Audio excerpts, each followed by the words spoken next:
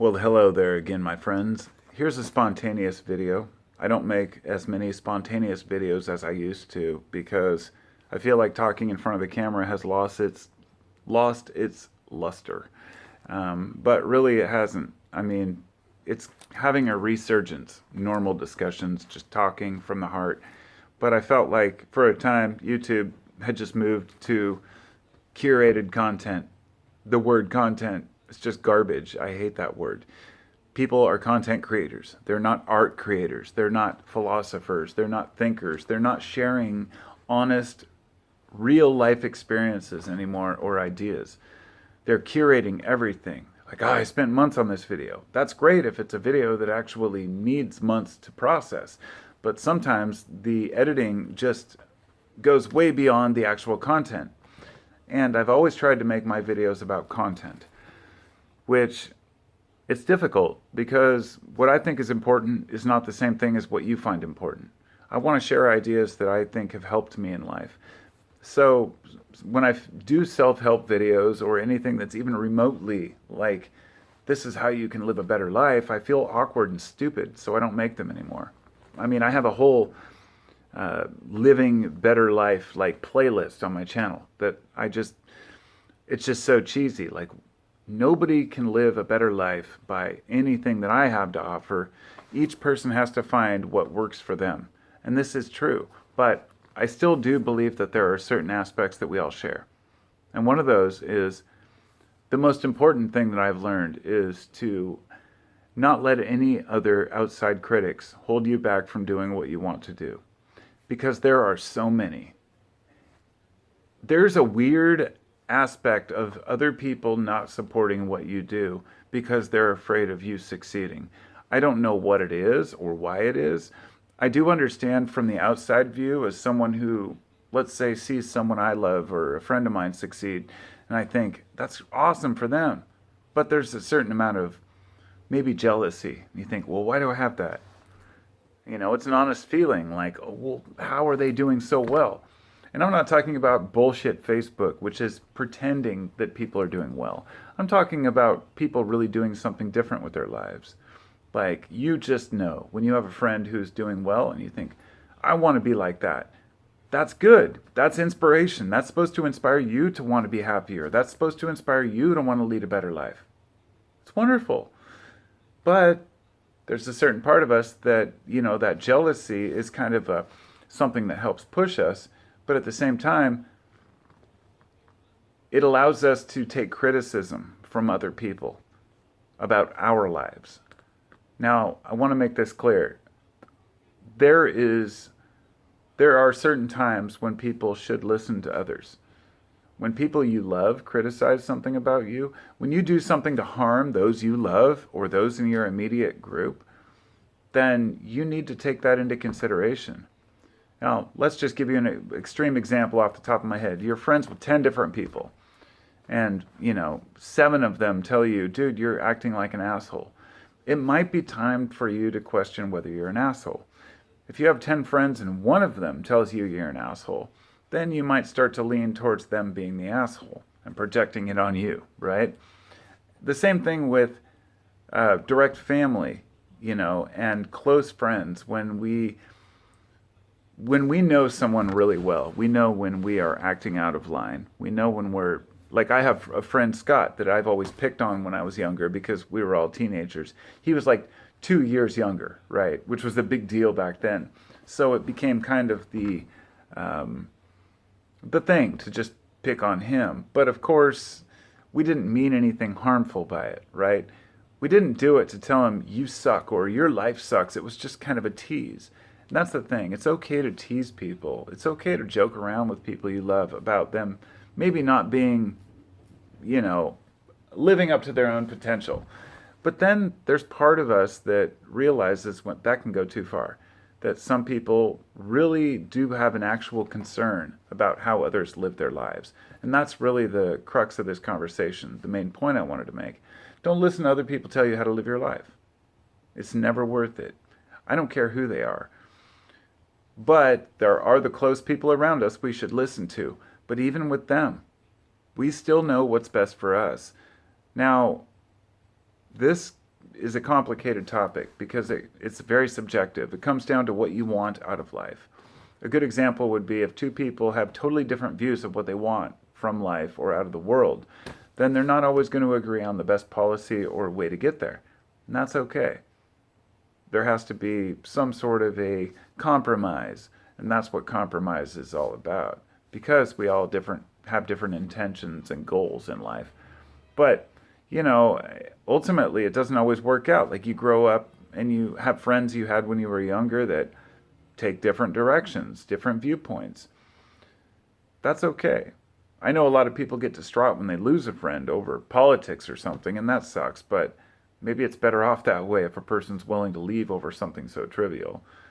But I don't know. It is kind of sad because over the last few years, a lot of people have really divided themselves over what they think is right and wrong and true and false, and it gets to people. I really think it bothers people. And when I say people, I guess I'm kind of speaking in third person about myself and everyone. I want to be able to get along with the world around me too, but I'm not going to let the rest of society dictate what I think to be right and wrong. And this is where the important factor comes in, that if you are part of a group, you're going to associate with that group. If that group determines something to be, valuable, or a certain trait, or, virtue signaling towards a certain, I don't eat meat. Okay, so my group doesn't eat meat anymore. Maybe I won't eat meat. That's fine. But if you start telling other people, hey, you shouldn't eat meat, that's when it becomes a problem. It's what I call the ex-smoker syndrome. When a person quits smoking, you'll find that person is trying really hard for the first little while. And then after a few weeks to a month, they start getting cocky about it and say, I quit smoking. All right. And then they see somebody else who's smoking, a friend that they smoked with for 10, 20 years. And I was a smoker for 25 years, so I know. And that person will say, oh, you still smoke. I always told myself, when I quit smoking, I'm not going to be that guy. I'm going to say, I understand addiction. I understand people have their own things they need. Who am I to tell other people when they should or shouldn't quit something, And that's a good example because that can affect people. If you have a close loved one, you don't want to tell them how to live their life. But you don't want them to smoke, right? But it's not like they're unaware. And this is important too, because people are totally aware of their shortcomings. They're totally aware when they're doing something they shouldn't, if they eat too much. You don't have to point out that someone smokes or that they're overweight or they drink too much. They know this. People aren't stupid. And if they are, then if they're stupid enough to not realize their own shortcomings, then it's not like you're going to change their mind anyway. And I guess that's where constructive criticism comes in. If you want to criticize someone for any reason, there should be a basic rule that you care about the person and that you think that that's going to benefit society or your relationship or something. In other words, we tend to point the finger at other people just because of who they are, what they do, or this person believes this or thinks that or does this or that. If it doesn't harm you, fuck off. But if it's actually something that affects you personally and harms you or someone you love, or if it is someone you love, then yeah, we have the right to speak our minds, but we have to do it in a respectful manner. And telling other people how to live their lives will never work. The churches have tried to do it for centuries. And, now they're trying to do the same thing with science. Use it against the people like they always have. This is what's real. This is what's right. This should be your feelings about this or that. And I think people are seeing through the bullshit. So I sure as hell am. I mean, I always have. It's just amazing to me that so many people are so insecure about their own selves and their own lives that they're willing to let others dictate what they should do and tell them what to do. And I feel it's laziness, and it's actually, I don't feel sorry for people who let others lead their lives. I'm actually pointing the finger at them as being lazy enough to allow others to dictate their lives. taking accountability for who you are and standing up for what you think is right and true should be at the first, the forefront of everyone's mind. It's just that, especially in the West, we become too passive because everything's so easy and it's handed to everyone. People don't have to actually do anything anymore or really stand up for their rights. They just say, well, I'm just not going to make any ripples, and that might be fine to mind our own business societally, but not in a relationship with those we love. We have to speak up. If we're being abused, for example, certain things, so many people are abused and they just tolerate that because it's someone in their family, and that's wrong. You should never tolerate abuse from anyone. But I guess what it comes down to is I'd love to see all people empowered enough to stand up for what they believe to be right and wrong, at the very least.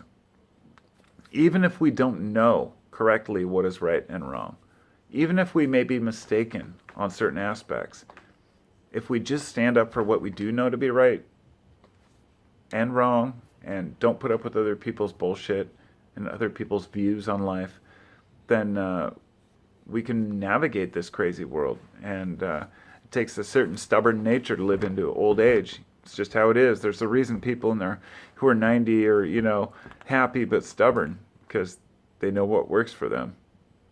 At any rate, I'm out. Peace. Thanks to my friends, my viewers, my subscribers.